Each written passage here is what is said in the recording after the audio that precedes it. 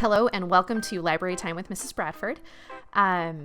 Today I am reading a book called My Papi Has a Motorcycle, and I love this book because it follows a girl who gets to go on a ride with her dad on a motorcycle after a long day of work, and it goes through her whole neighborhood, and she talks all about the history of her neighborhood and pretends she's in her own race on her motorcycle.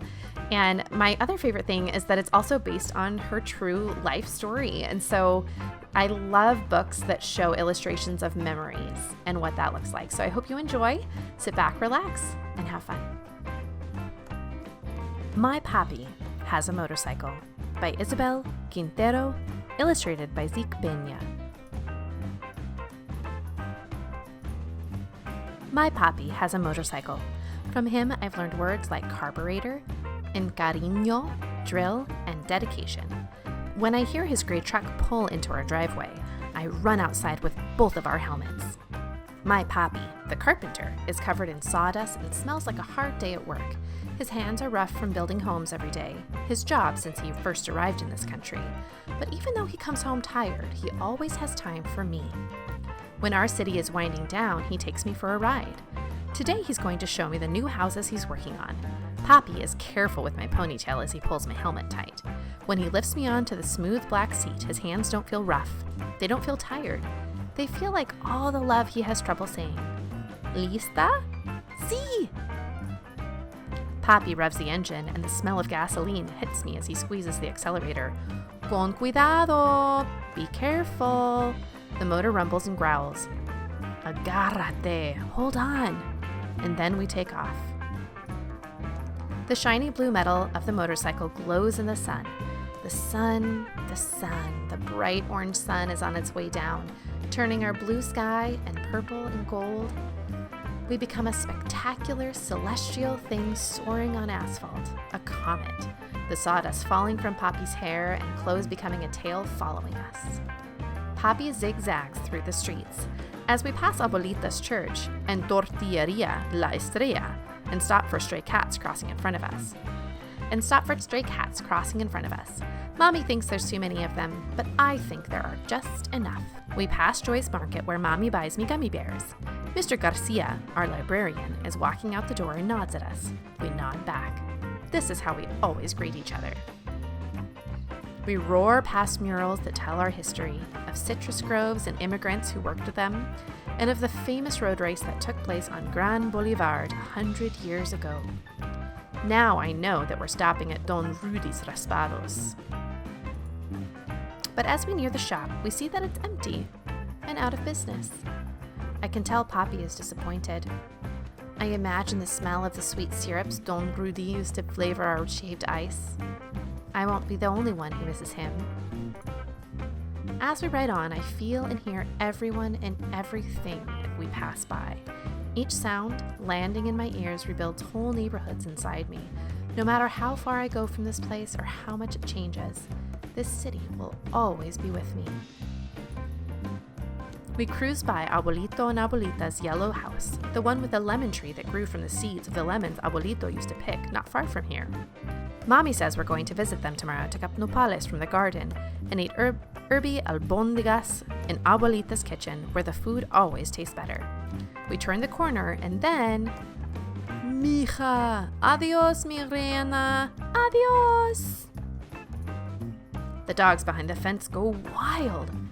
Frankie, the Lopez's labradoodle, escapes from her yard and runs after us. Mercedes Lopez, the fastest runner in our class, races after her. They're right behind us. Then just as fast, the dogs barking and Mercedes and Frankie become a soft hush in the distance. Trabajando duro, muchachos. We ride toward the new home, replacing the last of the citrus groves. The painters, drywallers, and floor layers all greet us, but we can barely hear the words amid the sounds of hammers and air compressors. A little bit, not too much. Even in all that noise, my Papi's voice touches everything. Around the circle! This is my favorite part. On Grand Boulevard, we lean into the curve of the street. I make believe that we're on one of the races that took place here so long ago. It's our last lap. We have to win. The crowd cheers us on. I feel Papi smile as I squeeze my arms tighter around him. We fly around the circle. Then there's the school, where we practice soccer. There's the post office, where Mr. Charlie takes our letters. And La Panaderia, where Papi buys conchas on Sunday mornings. Vamos, Papi! Faster, faster! Go, Daisy! Here it is, all of our beautiful city. My eyes try to catch everything, but the colors of houses blend into one another. Red, blue, green, orange, pink. We ride until the blue glow from the motorcycles begins to dim, and our comet tail has been left behind on the streets we've traveled. We head home, and slowly the engine echoes us back onto our street, and then our driveway, our finish line. Mommy and little brother hear the motorcycle and run out to greet us. Mommy waves us in, just like a referee. Papi and I can't stop laughing. We had a good ride. Through our laughter, I hear a familiar sound. Raspados! I think about my city and all the changes that it's been through, and all the changes that will come. Chicle y fresa, por favor.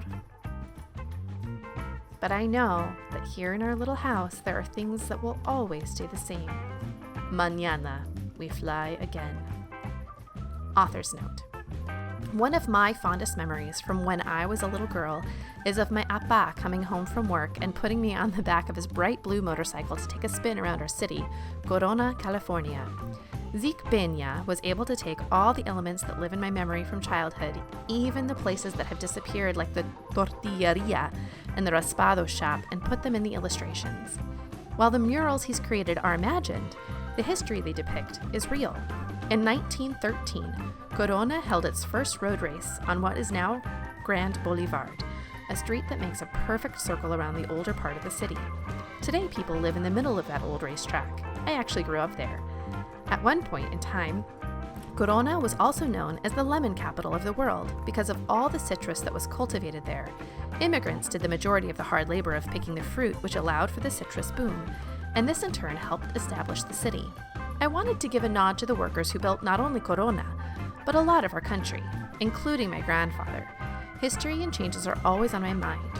Who were the people who built our cities and form our communities? Who are the people who get streets named after them? And who are the people who lay the asphalt?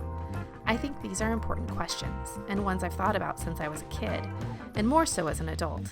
Ultimately, this book is a love letter to both my father, who showed me different ways of experiencing home, and to Corona, California, a city that will always be a part of me.